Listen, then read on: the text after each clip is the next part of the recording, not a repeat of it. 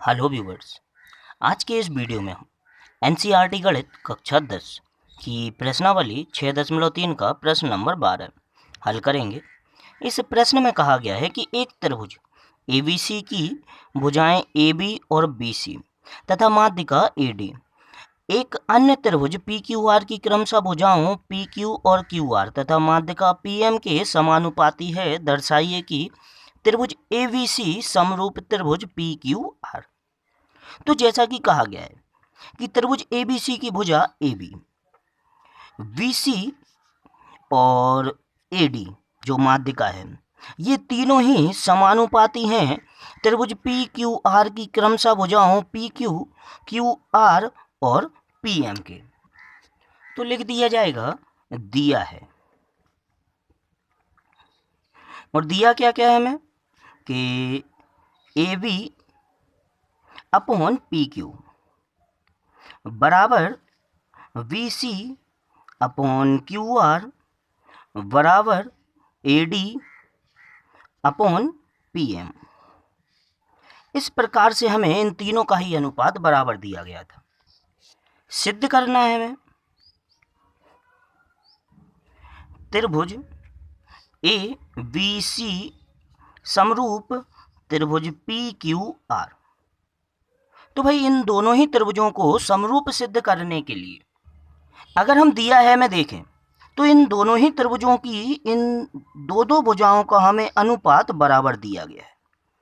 अगर इनको समरूप सिद्ध करना चाहें तो या तो हम ऐसा कर सकते हैं कि इसकी तीसरी भुजा के अनुपात को और बराबर कर दें, तब यहाँ त्रिभुज की तीनों भुजाएं समानुपात होने के कारण ये जो त्रिभुज हो जाएंगे वे समरूप हो जाएंगे। या दूसरा तरीका कि जिन दो भुजाओं का अनुपात हमें बराबर दिया गया है उनके बीच का हम कोण बराबर कर दें। तो इसके लिए हम करेंगे क्या, लिखा गया उपपत्ति अर्थात प्रूविंग।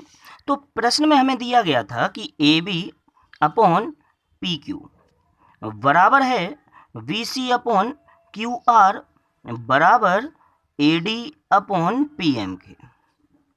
तो यदि यहाँ हम देखें तो जो हमारा BC है उस पर AD हमारी माध्यिका है, अर्थात D जो है वो इसका मध्य बिंदु है। यदि हम यहाँ देखें तो इस BD को, जो BD होगा हमारा वो पूरे BC का आधा होगा। तो यदि हम ऐसा करें कि यहाँ से BC हटा के इसके स्थान पर 2BD लिख दें, क्योंकि अगर BD BC का आधा है तो जो BC होगा वो BD का क्या हो जाएगा, दुगना। और साथ ही साथ यदि इस त्रिभुज में हम QR को देखें तो इसमें M हमारा मध्य बिंदु है।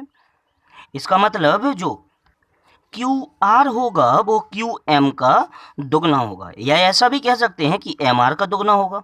लेकिन हम इस भुजा को ले रहे हैं जिससे कि हमारे इस त्रिभुज की और इस त्रिभुज की तीनों ही भुजाएं हमारी यहाँ कवर हो जाएंगी।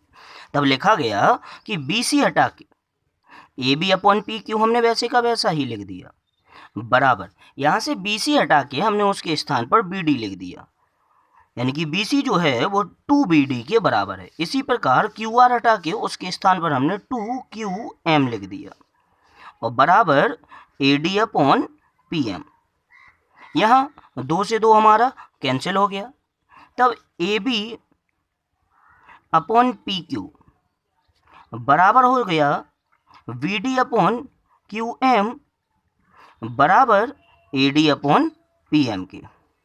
अब यदि हम देखें तो हमने त्रिभुज ABD और त्रिभुज PQM की तीनों संगत भुजाओं का अनुपात यहाँ बराबर लिख लिया। इसका तात्पर्य ये जो दोनों त्रिभुज हैं वे कैसे हो जाएंगे, समरूप हो जाएंगे।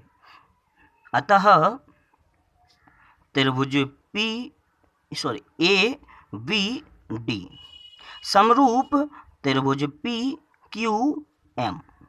और यहाँ हमारी समरूपता लग गई S S S समरूपता, यानी कि भुजा भुजा भुजा समरूपता।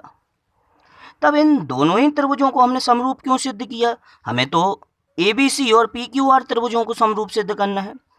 तो होगा क्या, अगर ये दोनों त्रिभुज समरूप हो गए तो इसका मतलब जो कोण ए बी डी बराबर हो जाएगा कोण पी क्यू एम के, क्योंकि समरूप त्रिभुजों के संगत कोण समान होते हैं। तो इस प्रकार हमने ये दोनों ही कोण कैसे सिद्ध कर लिए बराबर। तो लिखा जाएगा इसलिए ए कोण ए बी डी बराबर होगा कोण पी क्यू एम के, और क्यों होंगे, क्योंकि समरूप त्रिभुजों के संगत कोण समान होते हैं। तब हम करते हैं जिन दो त्रिभुजों को हमसे समरूप सिद्ध करने के लिए कहा था, अब हम उन्हें समरूप सिद्ध करेंगे। लिखा गया चूंकि त्रिभुज ए वी सी यानी कि बड़ा त्रिभुज व त्रिभुज पी क्यू आर में, इन दोनों ही त्रिभुजों में अगर हम देखें तो हमारी इन ए बी और पी क्यू भुजाओं का अनुपात और बी सी और क्यू आर भुजाओं का अनुपात ये कैसा है, हमारा बराबर दिया गया है। तब लिखा गया कि A B upon P Q बराबर है V C upon Q R. साथ ही साथ इन दोनों भुजाओं के बीच में जो कोण बन रहे हैं वो दोनों हमने बराबर सिद्ध किए हुए हैं यहाँ। तब लिखा गया कोण ए वी डी बराबर है कोण पी क्यू एम के। और यदि किसी त्रिभुज की दो दो संगत भुजाओं को हम बराबर सिद्ध कर दें तथा उनके बीच बनने वाले कोणों को बराबर सिद्ध कर दिया जाए, तब दोनों ही त्रिभुज हमारे कैसे हो जाते हैं, समरूप हो जाते हैं। अतः त्रिभुज